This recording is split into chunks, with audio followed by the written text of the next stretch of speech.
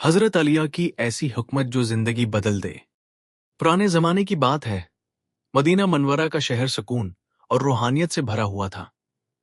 لوگ اپنے مسائل کے حل کے لیے اکثر حضرت علیہ کے پاس آتے تھے، کیونکہ آپ اپنی حکمت، انصاف اور علم کی وجہ سے بہت مشہور تھے۔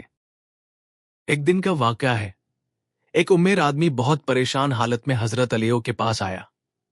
اس کے چہرے پر فکر اور بے چینی صاف نظر آ رہی تھی۔ اس نے آ کر کہا، میرے پاس سب کچھ ہے، دولت، گھر، مال، عزت، لیکن پھر بھی میرے دل کو سکون نہیں ملتا، میں ہمیشہ بے چین رہتا ہوں، مجھے بتائیں کہ میں کیا کروں؟ حضرت علیہ نے اس کی بات غور سے سنی، مگر فوراً جواب دینے کے بجائے مسکرا کر فرمایا، کل صبح میرے پاس دوبارہ آنا۔ وہ آدمی حیران تو ہوا، مگر حضرت علیہ کی بات مان کر واپس چلا گیا۔ اگلے دن جب وہ آدمی دوبارہ آیا تو حضرت علیہ نے اسے ایک چھوٹا سا تھیلا دیا اور فرمایا، اس تھیلے کو لے کر بازار جاؤ اور لوگوں کو دکھاؤ، لیکن اسے بیچنا مت ہے، صرف ان سے پوچھنا کہ یہ کتنے کا ہو سکتا ہے۔ وہ آدمی تھیلا لے کر بازار چلا گیا۔ سب سے پہلے وہ ایک پھل والے کے پاس گیا۔ اس نے تھیلا دکھایا تو پھل والے نے کہا، میں اس کے بدلے تمہیں 10 سیب دے سکتا ہوں۔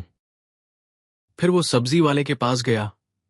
اس نے کہا، میں اس کے بدلے کچھ سبزیاں دے سکتا ہوں۔ وہ آدمی ایک دکان سے دوسری دکان جاتا رہا، مگر ہر کوئی اس تھیلے کی بہت کم قیمت لگا رہا تھا۔ آخرکار وہ حضرت علیہ کے پاس واپس آیا اور بولا، اس تھیلے کی کوئی خاص قیمت نہیں ہے، لوگ اسے بہت سستا سمجھ رہے ہیں۔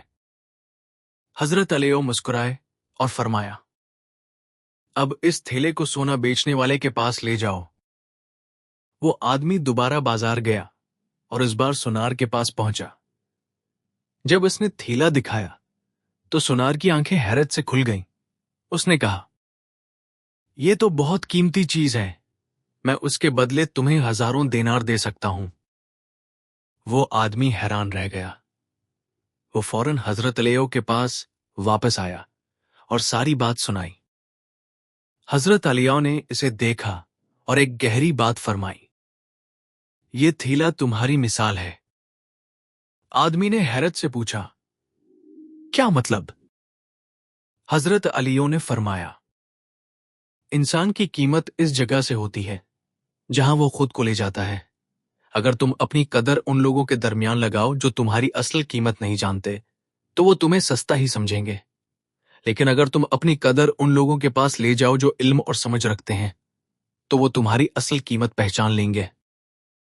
وہ آدمی خاموش ہو گیا، اسے اپنی بے چینی کی اصل وجہ سمجھ آ گئی۔